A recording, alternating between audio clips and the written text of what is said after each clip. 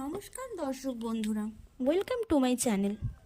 আজকে নিয়ে এসেছি খুবই সিম্পল আর easy new year special chocolate cake recipe, যা আমি বিস্কিট দিয়ে তৈরি করব। তাতে খরচটাও হবে খুবই কম। তাহলে চলুন এই নিউ ইয়ার স্পেশাল কেক রেসিপিটা ঝটপট শুরু করি। আর আমার এই ভিডিওটা ভালো লাগলে ঝটপট লাইক ও বন্ধুদের সাথে শেয়ার করে ফেলুন। সবার প্রথমে আমি কিছু হ্যাপি বিস্কিট নিয়েছি। এখানে আমি 5টা বিস্কিটের প্যাকেট নিয়েছি 5 টাকা দামের। তো চলুন শুরু করা যাক। আজ আমি এই 4টি উপকরণ দিয়ে বানাবো।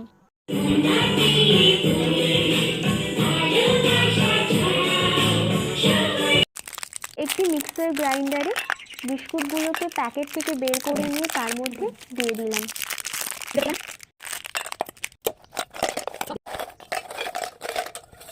সবকটা বিস্কিট আমি এই মিক্সার গ্রাইন্ডারে নিয়েছি। এরপর আমি এইগুলোকে গুঁড়ো করে নেব।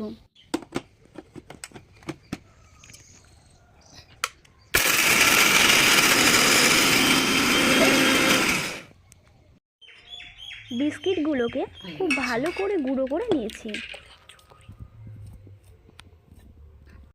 এবার এই বিস্কুটের গুঁড়োগুলোকে একটি পাত্রে ঢেলে নিলাম। খুবই সুন্দর গুঁড়ো হয়ে গেছে, আপনারা তো দেখতেই পাচ্ছেন। এরপর আমি চিনিগুলোকে মিহি করে গুঁড়ো করে নেব। এবারে বিস্কুটের গুঁড়োর মধ্যে আমি দিয়ে দিচ্ছি এই গুঁড়ো করা চিনিটা।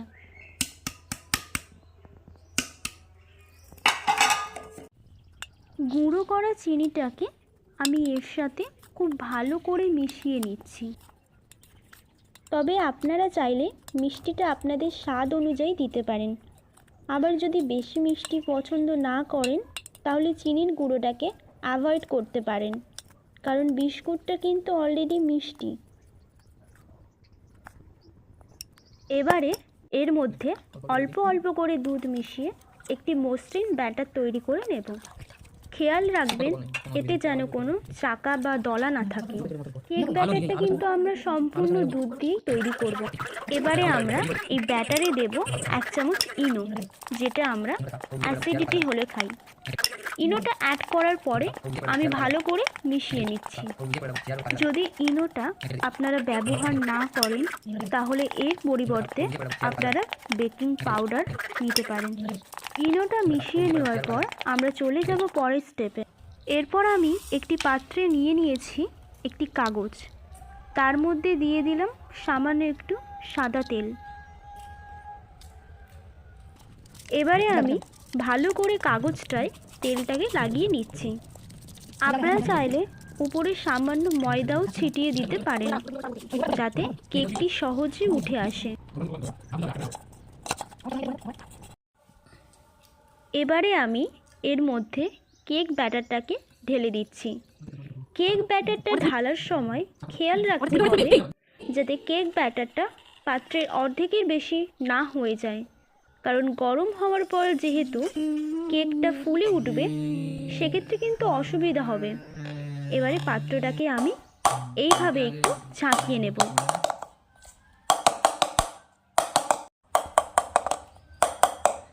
এর উপরে একটু ছড়িয়ে দেব চকোলেট ক্যাডবেরি।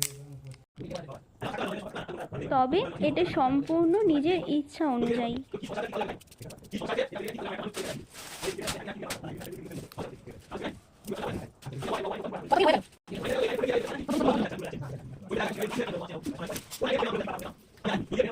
তারপর আমরা চলে যাব ফাইনাল স্টেপে। এবারে ফাইনাল স্টেপে একটা প্রেসার কুকারকে প্রিহিট করে নিয়েছি 5 মিনিটের জন্য। খুব হাই ফ্লেমে এটাকে প্রিহিট করে নিয়েছি। এরপরে আমি এর মধ্যে একটি স্ট্যান্ড বসাবো। খুব সাবধানে স্ট্যান্ডটিকে বসিয়ে দিলাম।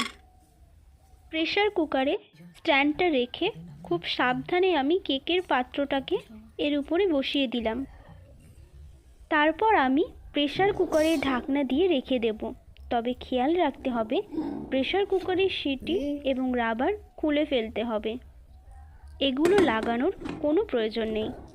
এবার কুকারের ঢাকনা আটকে একদম কম আছে লো ফ্লেমে 25 থেকে 30 মিনিট এটাকে বেক করব। 25 থেকে 30 মিনিট পরে আমি ফিরে আসছি।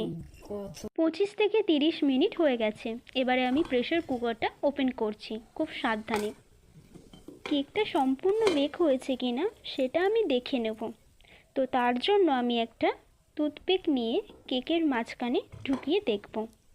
যদি সেটি পরিষ্কার হয়ে বেরিয়ে আসে তবে বুঝবেন কেক তৈরি।